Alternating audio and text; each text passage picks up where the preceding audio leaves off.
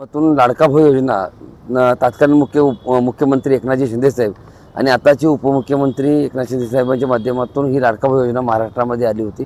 महाराष्ट्रातील 1,34,000 विद्यार्थ्यांना हा रोजगार उपलब्ध झाला होता। गेले अनेक दिवस सातत्यपूर्वक पाठपुरावा करत असताना बघता 11 महिन्याचा कार्यकाळ संपला आणि पुन्हा नागपूर या ठिकाणी जेव्हा हिवाळी अधिवेशन झालं त्यावेळेस त्या ठिकाणी लाठीचार्ज ह्या मुलांच्यावरती करण्यात आला। त्यावेळेस देखील काही घोषणा त्या ठिकाणी त्या खात्याचे मंत्री मंगलप्रभात लोढा साहेबांनी त्यावेळेस ते डिक्लेरेशन केलं, पण आता स्थिती जर पाहता ज्या घोषणा केल्या त्या घोषणा तर नाही आहेत।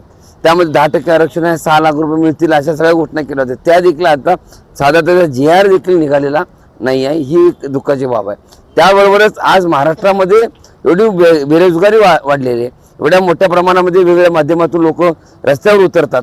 अशा परिस्थितीमध्ये काकू जनता पार्टी म्हणजे तरुण पिढी जी आहे ही आज एकीकडे रस्त्यावर उतरलेली दिसते।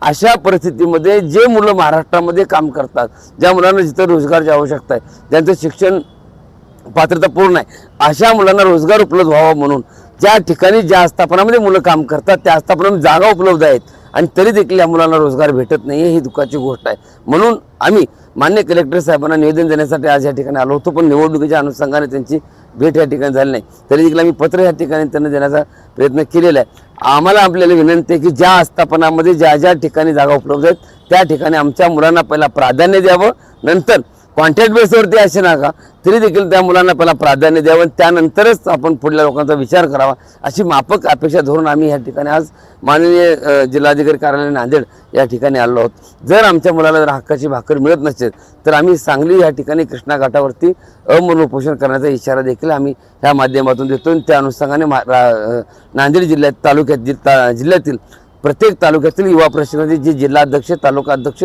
फक्त प्रमुख व्यक्ती आज माझ्यासोबत उपस्थित आहेत।